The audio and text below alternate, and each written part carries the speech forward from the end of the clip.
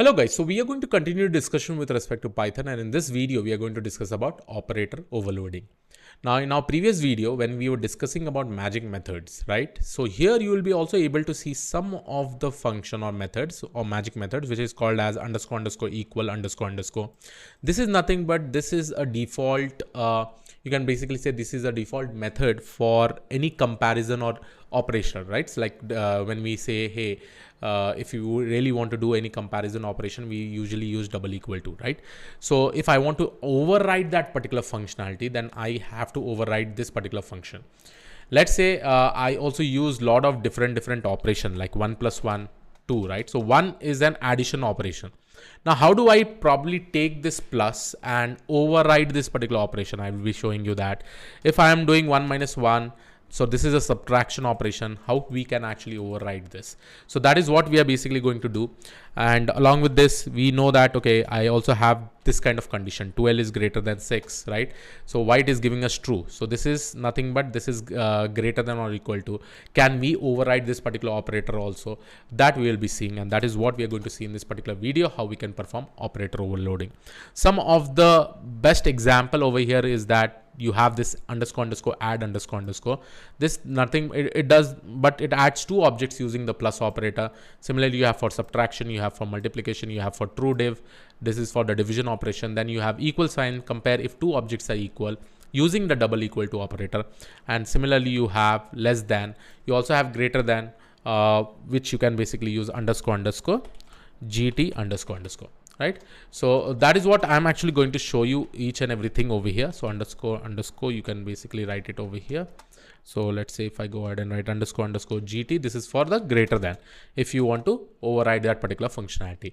Now let me just show you over here, and we will try to overload some of the operations with respect to addition, subtraction and all. Okay, so first of all, I'm going to define my class which is called as vector. So this is my I will just go ahead and define my class, which is nothing but vector.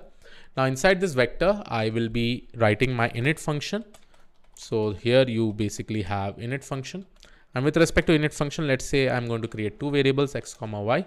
Now if I go ahead and write self.x is equal to x, and here I'm going to write self.y is equal to y. Okay.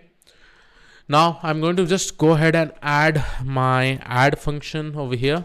So let me just go ahead and use this definition add underscore underscore. And here I have to probably give two parameters, self comma other, right? So here what I'm doing, I'm just giving one more additional parameter. Now what I'm actually going to do over here is that in this addition operation, I will just change this entire operation itself. So I'll say, hey, go ahead and return, okay, vector class over here. And inside this vector class, we'll give self.x, okay, plus other.x, okay. I'm just putting some kind of operation, okay. I'm doing some kind of operation over here. Self.x, okay, not z, x plus other.x. And here, what I'm actually going to do, again, I'll go ahead and write self.y plus other.y. That basically means what I'm actually going to do, this other will be another vector itself, which will have x and y coordinate. And I'm just summing it up with the x that I'm actually giving and along with the y coordinate that I'm actually giving, right? So I'm just going to sum it up with respect to this particular other, right? Similarly, what I will do the same thing for, let's say, subtraction, for multiplication and all. So here I will go ahead and define my another function. And here you can see I'm doing subtracting over here. I'm doing subtracting over here, right? Other will be another vector. Okay. We'll see to it once we probably initialize and call the function. Now, along with this, what I'm actually going to do is that I'm also going to make sure to change my equal to functionality. Okay. I'm going to overload this particular operator itself. So here with respect to equal to, I'm saying return self.x double equal to other.x and self.y double equal to other.y. It will be either true or false, okay, based on the comparison that is basically happening. And finally, to represent this entire string, we will be using underscore underscore repr. And here I'm just displaying the vector with self.x and self.y. Okay, just a simple operation and just to show you that how I'm overriding each and everything. So finally, we go ahead and create objects of the vector class. Okay. And here we are just going to write v1 is equal to vector 2 comma 3. Okay. And then I will be going to create my vector v2, and this will be nothing but 4 comma 5. Okay. Now this is my v1 and v2 vector. Now let's see, okay, what kind of operation will basically happen. If I go ahead and write print v1 plus v2, we have already, you can see that I've already changed this plus underscore add operation, right? So if I go ahead and print it, so what is the output that I'm actually getting? See, v1 is nothing but, so here you can see that I'm adding both this, right? 2 plus 4, 6, 3 plus 5, right? So that is what I'm printing it with respect to the addition operation. So that is what is basically happening, self.x other.x. So in short, I have modified this entire functionality for the addition of vectors. That is the main purpose over here. Okay. Please make sure, that is the reason I had written initially all the code. This is nothing but I'm doing mathematical operation for vectors, which is not available right now. So I have defined my own custom one. Here what we have done, here this is one coordinate x comma y and this is the other coordinate x comma y, right? And when we do add operation, this is going to get considered, v2 is going to get considered as the other option, right? Then I'm going to take this as x and y coordinate, and this will be my other x and y coordinate.